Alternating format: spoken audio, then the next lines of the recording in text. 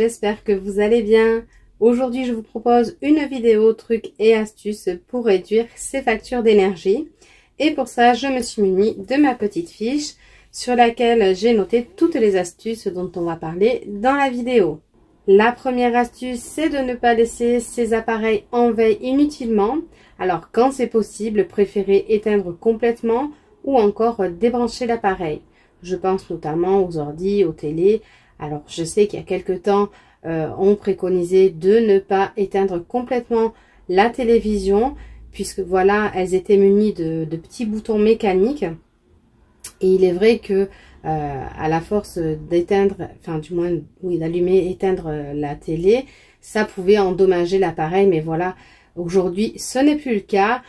Donc, peut-être faire un petit effort. À titre d'information, sachez que la consommation due aux écrans de veille est d'environ une soixantaine d'euros par an et par foyer. Donc c'est une somme qui n'est pas à négliger complètement.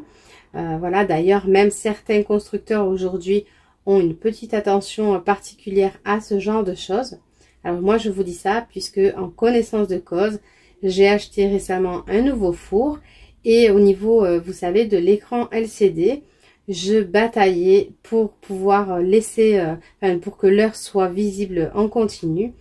Et je pensais qu'il y avait tout simplement une erreur de fabrication. Et quand j'ai regardé la notice, il s'avère que c'est tout simplement une fonction économique.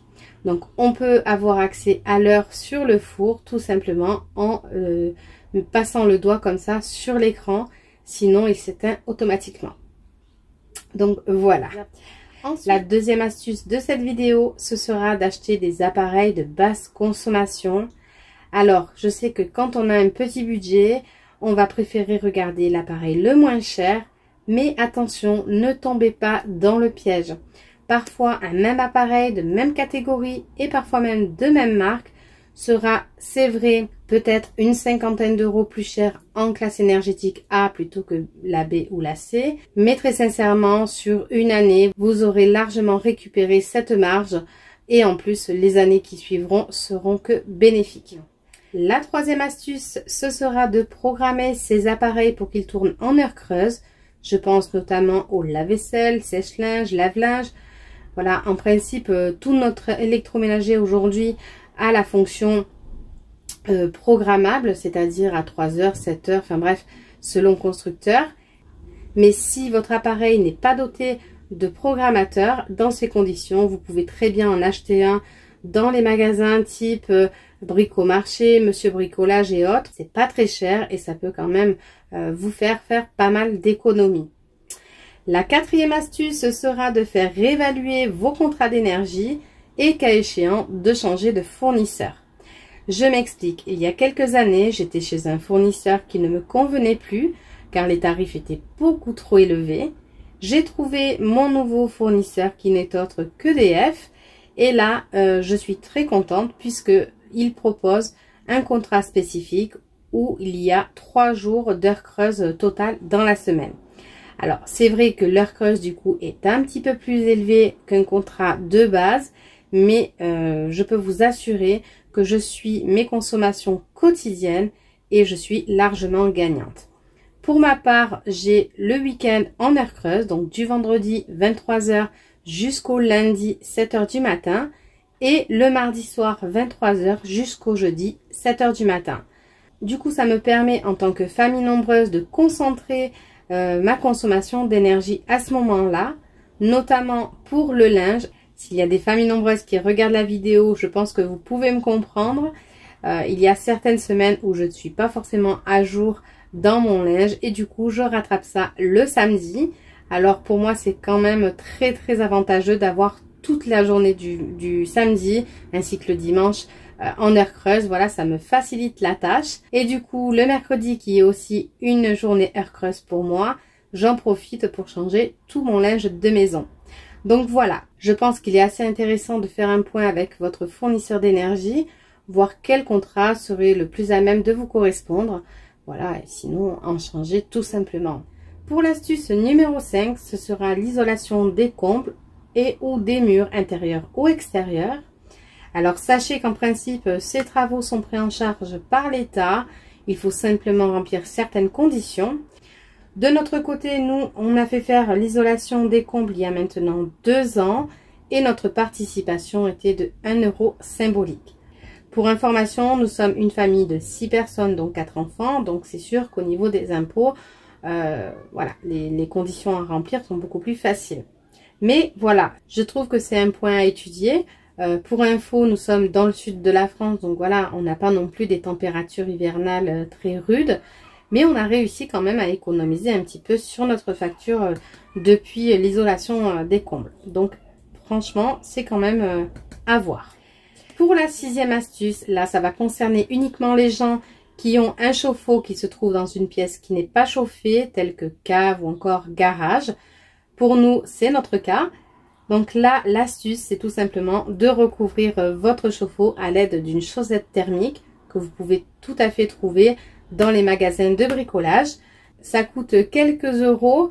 Mais franchement, ça peut être très utile. D'une part, votre chauffe-eau sera un peu moins énergivore et conservera mieux l'eau chaude. Et d'autre part, pour le dernier qui prend la douche le soir, eh bien, ça lui permettra d'avoir un peu plus d'eau chaude. Je parle en connaissance de cause, je peux vous l'affirmer. On reste dans l'utilisation de l'eau et on va parler pour la 7e astuce d'un réducteur de pression. Là encore, si vous avez des ados, je pense que vous pouvez me comprendre. Voilà, le fait de mettre un réducteur de pression, eh bien, ça réduit fortement la consommation d'eau. Qui dit réduire consommation d'eau, dit réduire aussi la consommation d'eau chaude.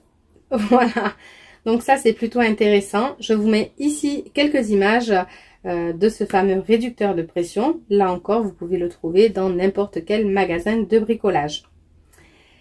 Et pour information, dans notre ville, le service des eaux a muni certaines arrivées d'eau ou sorties d'eau, oui peut-être, de réducteurs de pression, voilà, pour faire des économies sur la commune. Voilà. Ensuite, pour la 8e astuce, ce sera pour se chauffer. Bien sûr, vous n'êtes pas sans savoir que l'électricité, comme le gaz, c'est juste très cher et notamment pour l'hiver. Donc voilà, moi je vous conseille de privilégier le bois de chauffage si vous avez une cheminée, bien entendu. Mais si vous n'avez pas de cheminée, je vous conseille de faire un petit investissement sur des chauffages à chaleur douce. En fait, c'est à pierre réfractaire, il me semble. Voilà, c'est beaucoup moins énergivore et en plus, ça emmagasine un peu plus la chaleur pour mieux la disperser tout au long de la journée. Et du coup, vous faites là aussi des économies financières. On reste en hiver pour l'astuce numéro 9. Je vous conseille l'achat de rideaux thermiques. Alors, je vous accorde que c'est un petit peu plus onéreux que des rideaux traditionnels, mais vous allez gagner en confort de chauffage. Bon, ce sera nécessaire bien sûr si vous avez des fenêtres, des vieilles fenêtres ou encore du simple vitrage ou des fenêtres en bois, enfin que sais-je. Bien sûr, ce sera peut-être un peu moins intéressant si vous avez du double vitrage, fenêtre PVC, etc. Mais bon, c'est quand même une idée comme une autre pour garder un petit peu plus la chaleur à l'intérieur de la maison. Et enfin, la dernière astuce va concerner l'éclairage. Alors, très sincèrement, là où vous ferez le plus d'économies sur l'éclairage, c'est voilà, de passer derrière chaque membre de la famille pour qu'il puisse éteindre une pièce quand il en sort. Avec des enfants, surtout des ados, c'est pas gagné. Mais voilà, ce sera déjà une grande part d'économie. Et voilà, la petite chose supplémentaire, c'est bien entendu d'investir dans des ampoules LED basse consommation. Vous gagnerez en confort parce que l'éclairage est beaucoup plus doux, c'est beaucoup plus agréable. Et bien sûr, ça se fera ressentir sur votre portefeuille. Voilà pour la vidéo trucs et astuces, réduire ses factures d'énergie. J'espère que ça vous aura plu. Si c'est le cas, n'oubliez pas de liker, partager, vous abonner si ce n'est pas fait.